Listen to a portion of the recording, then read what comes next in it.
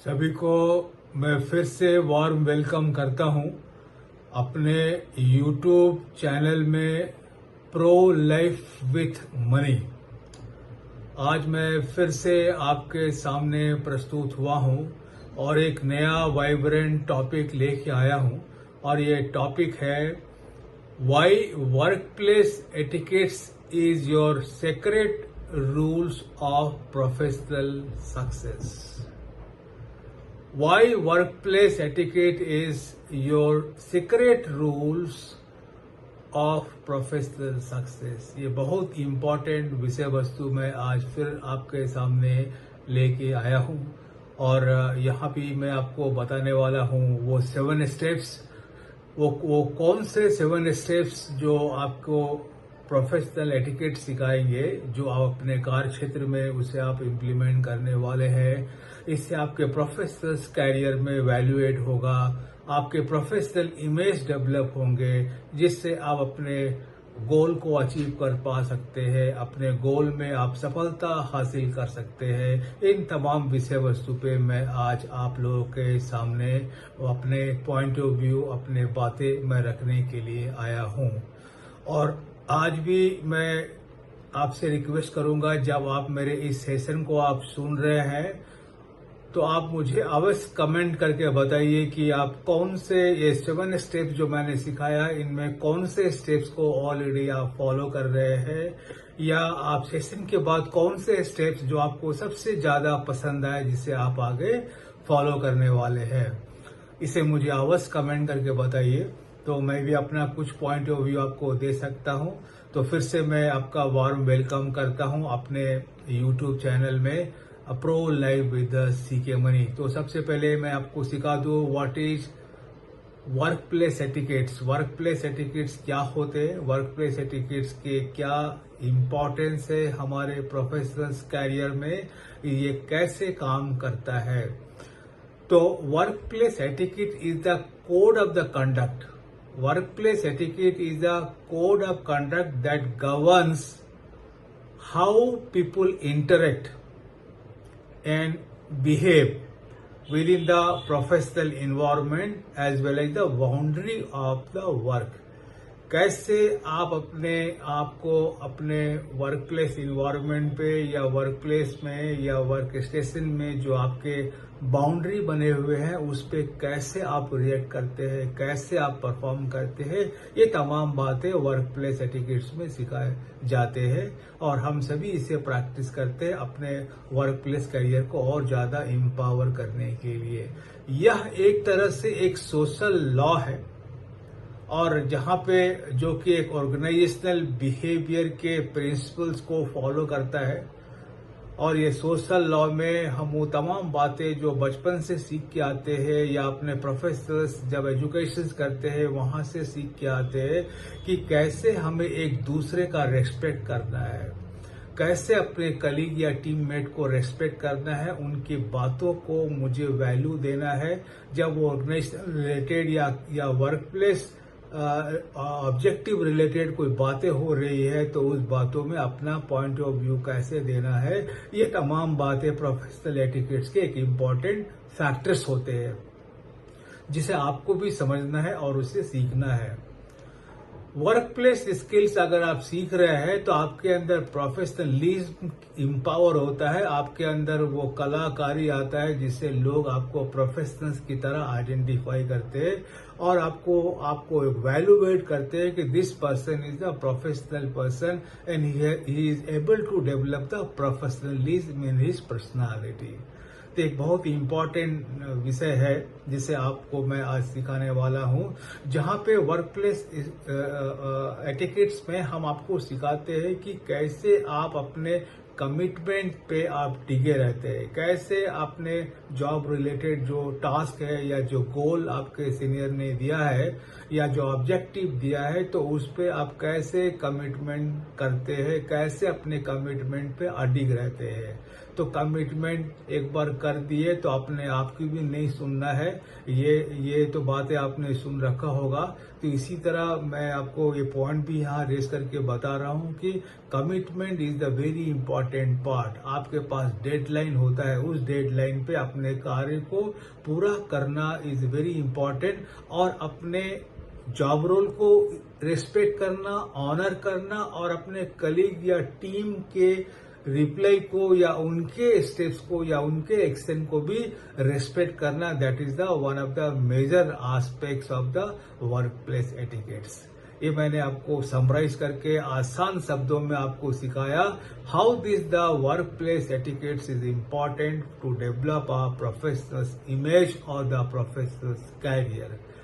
अब मैं आपको 7 स्टेप सिखाता हूं, जरा इसे आसानी से आप लोग सीखिए, अपने नोटबुक में भी लिख लीजिए और इस पे आप प्रैक्टिस भी करिए, तो आपके कैरियर में भी बदलाव दिखाई देगा और आपके पर्सनालिटी, प्रोफेशनल इमेज में भी बदलाव आएगा। इसे आप जरूर इसे प्रैक्टिस करें और अपने कार्य क्षेत्र पे, अपने वर्क प्लेस पे इसे आप यूज करें।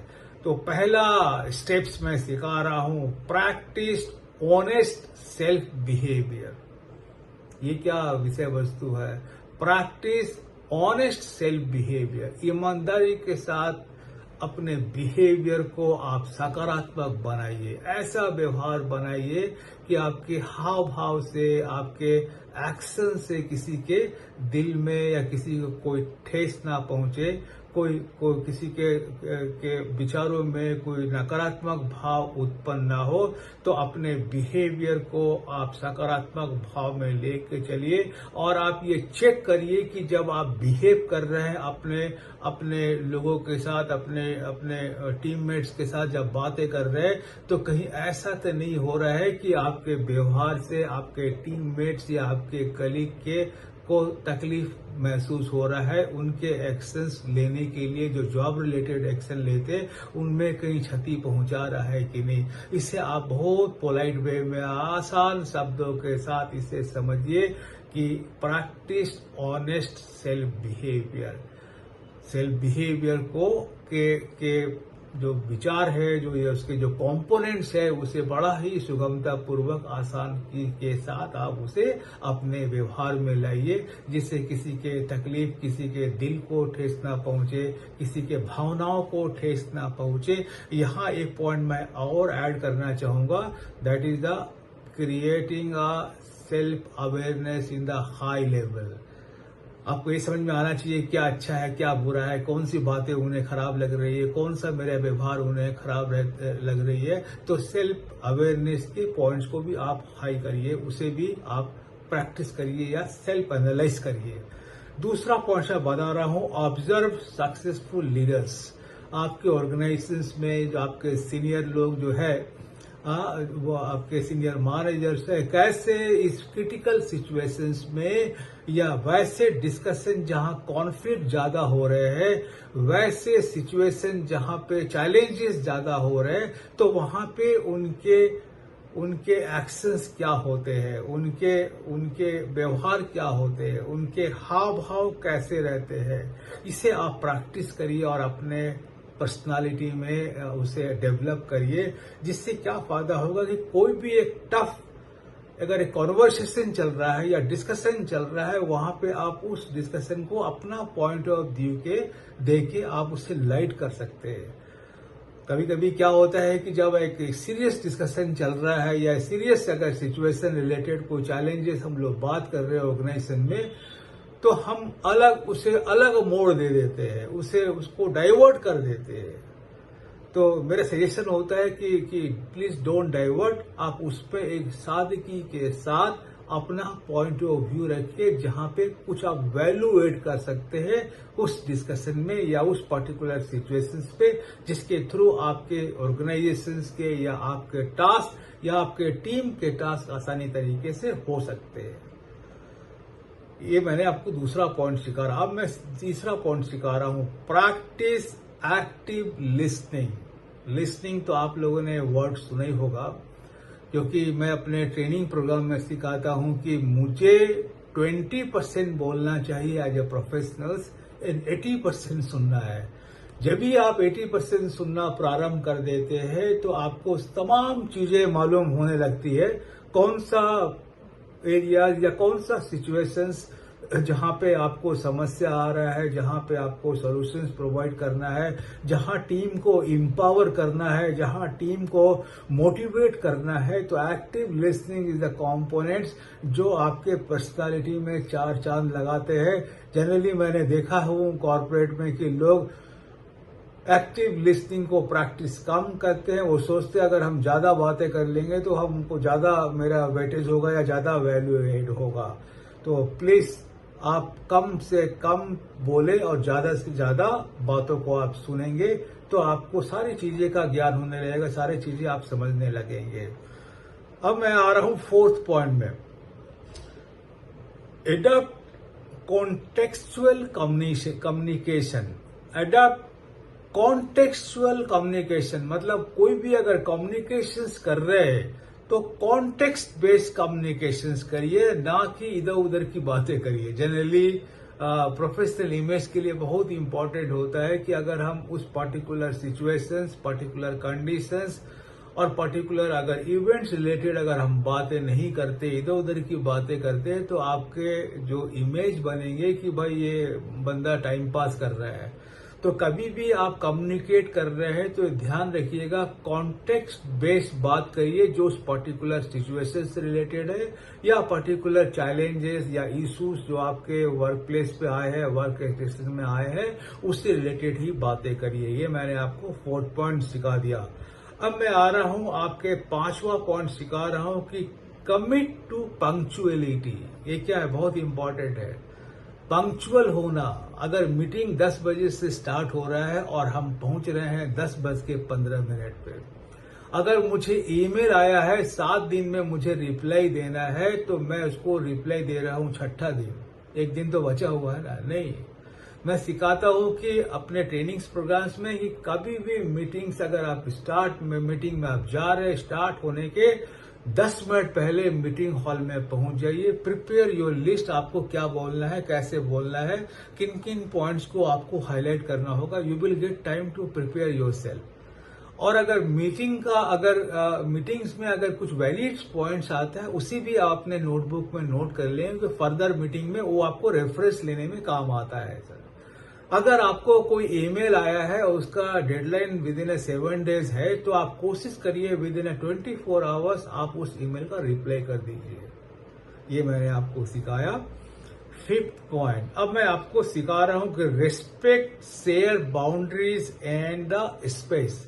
जब हम वर्क प्लेस पे काम करते हैं तो मेरे आजू बाजू में हमारे कलीग भी बैठते हैं, हमारे टीममेट्स भी बैठते हैं। तो ये ध्यान रखेंगे कि अपने जगह को आप साफ रखें, उनके वर्क प्लेस पे आप चीजों को ना फैलाएं। तो आप ध्यान रखेंगे अपना वर्क प्लेस को भी क्लीन रखें और उनके वर्क प्लेस पे भी उनको जगह दे बैठने के लिए। हमने ऑर्गेनाइजेशंस में देखा है कि लोग बड़ा लाउड म्यूजिक सुनते हैं और या जोर जोर से बातें करते हैं। तो अब अगला हमारा बाजू में टीममेट्स कुछ काम कर रहा है तो उनको फिर डिस्टरबेंस हो जाता है, या अचानक किसी का फोन आ गया, ठहाका मार के हंसने लगे। इस तरह के कभी चीजें हो रही तो आप बाहर चले जाइए अपने वर्क प्लेस से, मतलब वर्क स्टेशन से बाहर चले जाइए, जाके आराम से बातें करिए। तो कभी भी आप ध्यान रखिएगा कि आपके जो वर्क स्टेशन है उसे आप नीट एंड क्लीन रखिए। हाँ, दूसरे के वर्क स्टेशन को भी आप सपोर्टिव बनाइए क्योंकि वो भी एंजॉय कर सके। ठीक है सर, तो इन छोटी छोटी बातों को मैं आपको सिखा रहा हूँ, but these are the very important part जो आपको सीखना बहुत जरूरी है। And the 7th one, the last one is the implement feedback. Mostly जब हम एक मैनेजर है या एक सीनियर मैनेजर है तो अपने टीम के साथ क्वेश्चंस पूछते हैं, फिर उनका मैं रिप्लाई देता हूं या आप लोग भी रिप्लाई देते हैं। तो आपको मैं ट्रेनिंग में ये मैं सिखाता हूं कि how to give a constructive feedback. ध्यान रखिएगा सर, इस टेक्निक्स को मैं सिखाता हूं सैंडविच टेक्निक्स। कभी भी आप जब फीडबैक देंगे तो उनको एरिया ऑफ इम्प्रूवमेंट जरूर बताइए।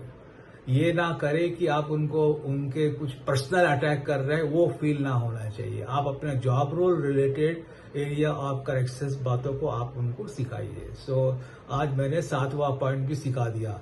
अब मैं एक बार रिवाइज कर देता हूं कि आपके फिर दिमाग में बातें रहेगी। पहला पॉइंट मैं आपको सिखाया, प्रैक्टिस ऑनेस्ट सेल्फ बिहेवियर। दूसरा पॉइंट है, ऑब्जर्व सक्सेसफुल लीडर्स। तीसरा पॉइंट है, practice active listening. Fourth point है, adopt contextual communication. And the fifth point is commit to punctuality. And sixth point is respect, share boundaries and space at your workstation. And the seventh point is the implement feedback. ये मैंने 7 point सिखाया, तो आप लोगों ने इसे सीखे। आप मुझे कमेंट करके मेरे नेटवर्क में बताइए, चैनल में बताइए। अगर कुछ सजेशन देना है तो मैं अवश्य सजेशन दूंगा। सो आप सभी का बहुत बहुत धन्यवाद एवं दिल से आभार। आप लोगों ने आज के विषय वस्तु को सीखे। Thank you very much. All the very best.